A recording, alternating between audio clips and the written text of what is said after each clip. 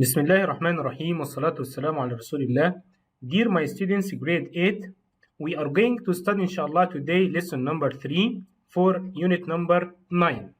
In today's lesson inshallah, we are going to practice speaking, listening and writing.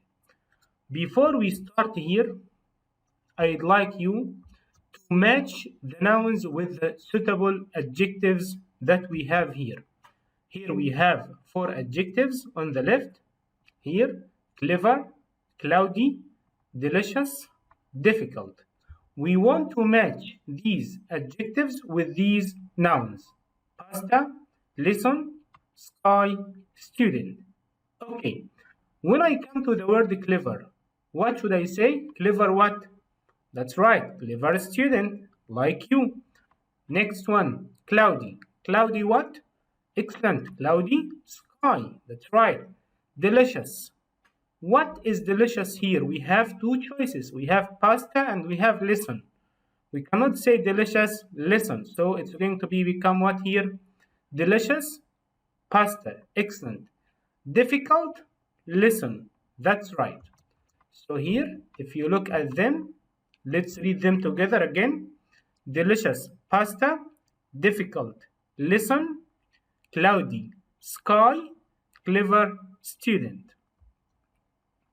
Let's study the new words that we have today. The first one we have the word proud. Proud. She knows she lost the way to the hotel, but she's too proud to admit it. Proud. So when I say the word proud, it means feeling that you are better and more important than other people. So, do you feel proud? Are you proud of yourself? Proud. Proud. The next vocabulary that we have, unlike proud people, modest people are so humble and friendly. Modest. Modest. When I say modest, it means someone who is humble and doesn't like to talk about himself and his achievements. Modest. Modest. We all should be modest people. So we should be modest. Modest. Next one, ladder. If you look, this is a ladder. This is a ladder. So people use a ladder to clean windows. Ladder. Do you have a ladder in your house? I think most of our houses, yes, have ladders. So this is called what here? Ladder. It's a piece of equipment used for climbing up and down. Ladder. Can you see this man? He's climbing up and down using what? A ladder. Next one, alley. An alley is a narrow street with buildings or walls on both sides. Like this one. It's called what? Alley. Okay. When I define the word alley, it means a narrow road or path. It's called what? Alley. Let's revise the new vocabulary together. The first one, proud. Proud. Next, ladder, ladder. And this one, can you guess? Excellent. It's alley. And the last one, that's right, it's going to be modest. Modest. Okay, now we are going to move to our lesson today. We are going to practice listening. Before we listen here, we have 5 adjectives like the first exercise that we have done today. And we want to match them with the nouns on the right. The first one has been done for you. Like proud, yes, proud what here? Astronomer. Okay, this one is called an astronomer. Okay, like the person who, yes, studies the stars and the sky is called astronomer. Okay, here we have humble, narrow, deep, short, clear. What about the nouns that we have? The first one we have well, we have said astronomer, sky, okay, ladder, alley, person. Take your time, pause the video, and try to match the adjectives with the nouns they describe, and then come back again to revise them with me. Now let's go to check the answers. So proud, astronomer, as we have said. What about humble here? Who can say this one? Excellent. Humble person. That's right. Third one, Naru. Naru what? If you remember, that's right. Ali. So Naru, Ali. Good. Deep. Okay. It's a place that we get water from the ground. Deep well. That's right. Excellent. What about short? Short what here? Excellent. We are going to say short ladder. Short ladder. So the last one, when we don't have clouds, excellent. Clear sky. Clear sky. Let's read them together again. Proud astronomer, humble person, narrow alley, deep well, short ladder, clear sky. You can, that's right, say them again and try to memorize them.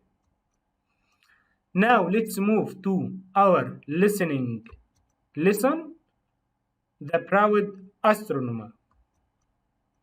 You are going to listen to a story about a proud astronomer and then decide whether the statements in exercise 2 that we are going to see are true or false. Listen up. Now you are going to listen. We have 4 sentences. If the sentence is true, you are going to write letter T. If it is false, write letter F. Let's read the sentences at first before we listen. The astronomer knew everything about farming. Number 2, the astronomer was a very modest person. Modest person. Next one, the astronomer's neighbors did not like him. They didn't like him. The last one, the neighbor saved the astronomer. Let's listen to it and try to find the answers. The proud astronomer. Once there lived a proud old astronomer. He knew almost everything about the universe. He owned a big telescope. If the sky was clear, he could navigate across the desert using the stars. He didn't have to use a compass. The astronomer thought he was better than everyone else. He was not concerned about anything on Earth. Sometimes he was so busy looking at the sky that he didn't notice people passing by. His humble neighbour often told him, "You can't just ignore people. Everyone thinks you're very strange. No one likes you. You must try to be friendly." But the astronomer ignored his neighbour's advice. One evening, the astronomer wandered along a narrow alley in his hometown. His whole attention was fixed on the sky. He fell accidentally into a deep well and suffered many cuts and bruises. He couldn't get out. He cried out loudly for help. His neighbour ran to the well. He went to find a ladder, but the ladder was too short. The neighbour returned with a big bucket and a long coil of rope. At last he was able to pull the astronomer out of the well. "You poor old man," the neighbour said. "You stare at heaven, but you cannot see what is on earth." Okay, now let's check the answers here. The astronomer knew everything about farming. Is this sentence true or false? That's right, it's false here. He didn't know everything about farming. He knew almost everything about the universe. Okay? Next one. The astronomer was a very modest person. He was modest. That's right, so it's false because he was a very proud person. Proud. The astronomer's neighbors did not like him.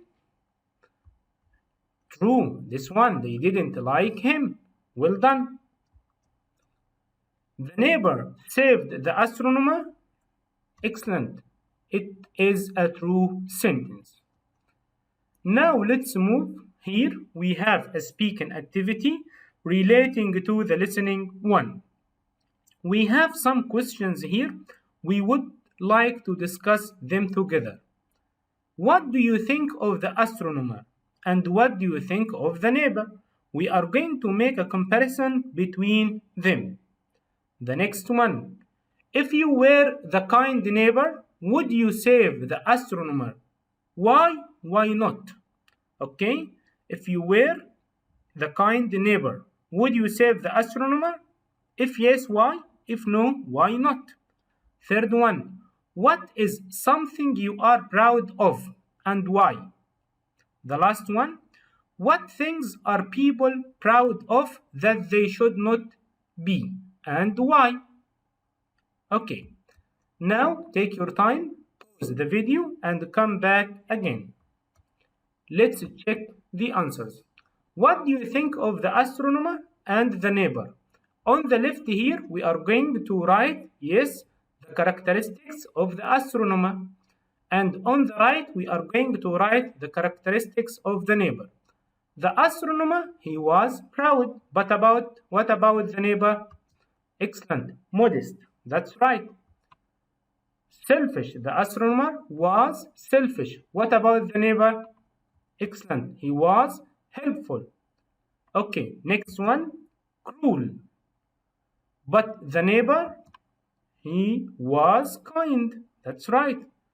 Next one. The astronomer was haughty. But the neighbor was humble. The astronomer was mean. But the neighbor was friendly. If you were the kind neighbor, would you save the astronomer? Why not? Okay, try to think. If you were the kind neighbor, would you save the astronomer or not? Okay, what is something you are proud of and why? You are proud of yourself, okay? But why? Think of something that you are proud of and try to write it in the comments below.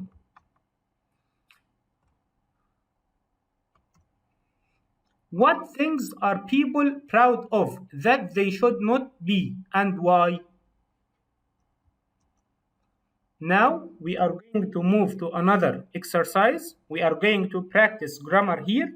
We are going to speak about phrasal verbs with look. We have the verb look. We are going to speak about it, but in a phrasal verb sentences. When I say a phrasal verb is a verb that is made up of a main verb together with a preposition. So when we have a verb plus a preposition, it's called a phrasal verb. But it gives us a new meaning. Like here, if you look at the two examples here, the astronomer was looking at the sky. Look at, okay? The next one, he was looking for something. So in both examples here, we have the verb look. But if you look at the preposition, it's different. So we have here two different meanings.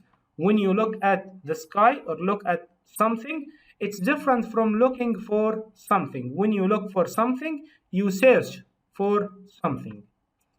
Let's study more examples here. Look at, like this one. This person is looking at his mobile. Look at. Don't look at the sun. So let's read the example. Don't look at the sun directly. It could hurt your eyes. Look at. To turn your eyes towards something. Look at. Next one, look up. Can you guess? Look up? Okay.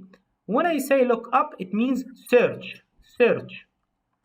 Look up, like let's read the example at first. The student is looking up the word in the dictionary to know its meaning. Look up. Look up to find an information in a book or an encyclopedia. So when you are going to find or search for the meaning of a new word, so you are going to look it up. Look up. Next one, look out. Like this one. Look at the picture and you're going to understand and know the meaning. Look out, the same like be careful. Watch out. Okay? Look out, you must look out when you cross the street. It's a must here. Look out, it means to watch what is happening and be careful. Next one, look for, to find something, to try to find something. Look for here, I'm looking for my mobile phone. Haven't you seen it? Look for, to find something or someone. Look for. Look after yourself. Like try to look after your little brother or little sister while your parents are away. Look after, to take care of. Look after, look after. Like this example, you should look after the baby until I come back. It means to take care of someone or something. Now let's practice and choose the correct answers. Now let's look at the first example that we have. We have space here, my watch. I couldn't find it anywhere. So what is the best phrasal verb here? What is the correct one? Looking up, looking after, looking at, looking for. Okay, if you lose something, okay, what will you do? What are you going to do? Excellent, you are going to look for it. So here we should write what? Looking for. So I'm looking for my watch. I couldn't find it anywhere. Tom studies French literature, so he always, that's right, French words in his dictionary. So when you are going to find the meaning of a new word, you are going to, excellent, look up. So he always looks up French words in his dictionary. The next example, please, space, when you drive your car, never speed up. So you have to write here, look out, look round, look forward, or look at. What is the correct phrasal verb here? Excellent. Look out means be careful. So please look out. Next one. The cute kid is trying to space his father who has a fever. His temperature is 38.5. Yes, so here we should write look after, look for, look at, look up. We want to write a phrasal verb that is a synonym or the same meaning like to take care of. Do you remember this one? That's right. Look after. So the cute kid is trying to look after his father who has a fever. His temperature is 38.5. Now, here you have the phrasal verbs. Choose the right preposition to complete these phrasal verbs. We have 4 on the right. Look out, to try to be careful. Look after, to take care of. Look for means search for. Look up, search in a reference book. Here you have 4 sentences. I'm going to give you time. Here you have 1 minute, yes, and 30 seconds to write the correct, yes, preposition. After, out, up, for. Pause the video and come back again to revise them with me. Now, let's revise them together. The first one, if you don't know the meaning of a word, you should look it in a dictionary. So what is the best or the right preposition here? Excellent. Up. So you should look it up in a dictionary. What about number 2? Look, there is a boy crossing the street. So look what?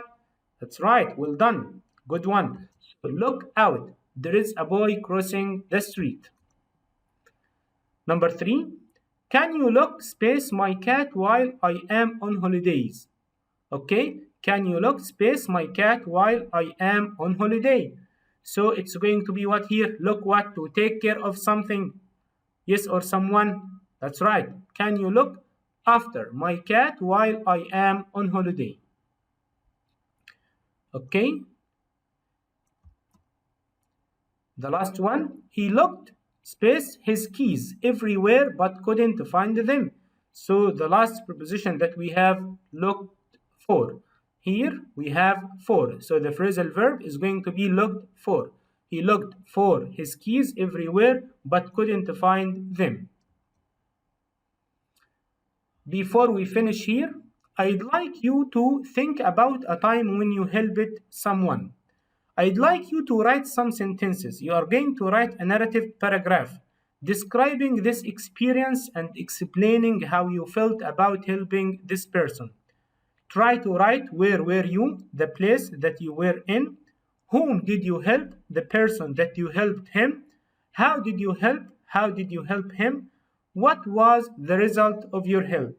Try to write a paragraph of 5 or 6 or 7 sentences and write them in the comments below.